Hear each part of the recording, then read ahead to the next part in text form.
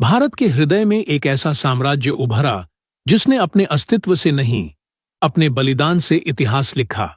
एक ऐसा साम्राज्य जिसने मातृभूमि की रक्षा के लिए अपना सर्वस्व न्यौछावर कर दिया।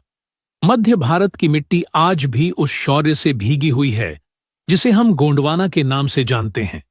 यह वही धरती है जहां रानी दुर्गावती, अवंतीबाई लोधी और संग्राम शाह जैसे वीरों ने भारत की आन बान शान की रक्षा की।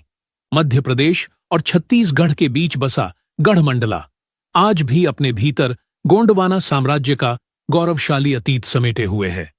गोंडवाना केवल एक राज्य नहीं था, यह भारत के स्वर्णिम इतिहास का एक साहसी अध्याय था। इस साम्राज्य ने अपने शौर्य के बल पर मुगलों और मराठों जैसी शक्तियों का सामना किया। आज जिन गोंडों को हम एक जनजाति के रूप में जानते हैं, उनका उल्लेख प्राचीन हिंदू ग्रंथ रामायण में भी मिलता है। रामायण में वर्णित दंडकारण्य क्षेत्र गोंडों का निवास क्षेत्र माना गया है, जो आज के छत्तीसगढ़ से जुड़ता है। गोंडवाना क्षेत्र महाराष्ट्र के विदर्भ, मध्य प्रदेश के गढ़ा राज्य और छत्तीसगढ़ के पश्चिमी हिस्सों तक फैला हुआ था। इतिहास बताता है कि गोंडवाना राजवंश की नींव यादव राय ने सन 1328 ईस्वी में रखी थी। प्रारंभ में राजधानी सिंघोरगढ़ रही, जो बाद में चौरागढ़ और फिर रामगढ़ स्थानांतरित हुई। गोंड शासकों में संग्राम शाह का नाम विशेष सम्मान के साथ लिया जाता है। उनके शासनकाल में राज्य का विस्तार तेजी से हुआ और किलों तक शासन पहुंचा। संग्राम शाह ने दिल्ली के सुल्तान इब्राहिम लोदी और गुजरात के बहादुर शाह से राजनीतिक संबंध स्थापित कर अपनी शक्ति को मजबूत किया। उन्होंने चंदेल वंश से वैवाहिक संबंध बनाकर अपने पुत्र दलपत शाह का विवाह राजकुमारी दुर्गावती से कराया। यही दुर्गावती आगे चलकर इतिहास की अमर वीरांगना बनी। चौरागढ़, सिंघोरगढ़, दमोह, मदन महल और गढ़ा, यह सभी किले गोंडवाना कालीन वास्तुकला की पहचान है। 1550 से 1564 तक रानी दुर्गावती ने गढ़मंडला का नेतृत्व किया। वे केवल एक रानी नहीं, बल्कि साहस, बुद्धि और आत्मसम्मान की मिसाल थीं।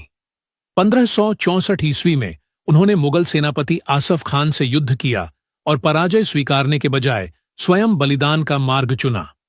गोंड इतिहास में अवंतीबाई लोधी का नाम भी गौरव के साथ लिया जाता है। ब्रिटिश शासन के विरुद्ध रामगढ़, वर्तमान डिंडोरी, में उन्होंने विद्रोह किया और हार के बाद आत्म बलिदान देकर स्वतंत्रता का संदेश दिया। 16वीं से 18वीं शताब्दी तक गोंडवाना साम्राज्य मध्य भारत की एक प्रभावशाली शक्ति बना रहा। संख्या और संसाधनों की कमी के बावजूद गोंड योद्धाओं ने गुरिल्ला युद्ध नीति और स्थानीय रणनीतियों से शत्रुओं को चुनौती दी। धनुष बाण, तलवार और ढाल, इन हथियारों के साथ गोंड योद्धा युद्ध कौशल में निपुण थे। गोंड शासक केवल युद्ध में ही नहीं, संस्कृति और कला में भी अग्रणी रहे। आज गढ़मंडला एक समृद्ध सांस्कृतिक धरोहर है, जहां आदिवासी और भारतीय परंपराओं का अनूठा संगम दिखाई देता है। गोंड समुदाय चित्रकला, संगीत और नृत्य के माध्यम से अपने जीवन को अभिव्यक्त करता रहा है। बस्तर दशहरा जैसे उत्सव आज भी गोंड संस्कृति की जीवंत पहचान है। गोंडवाना भले ही आज एक खोया हुआ साम्राज्य लगे, लेकिन उसकी आत्मा आज भी छत्तीसगढ़ और मध्य प्रदेश के लोगों में जीवित है। यह इतिहास हमें साहस, स्वाभिमान और स्वतंत्रता का मूल्य सिखाता है। इस अनसुनी गाथा में हमारे साथ जुड़ने के लिए धन्यवाद। अब आप बताइए, गोंडवाना के किस शासक को आप सबसे महान मानते हैं? कमेंट में जरूर लिखिए और अगर वीडियो पसंद आया हो तो लाइक और शेयर करना न भूलें।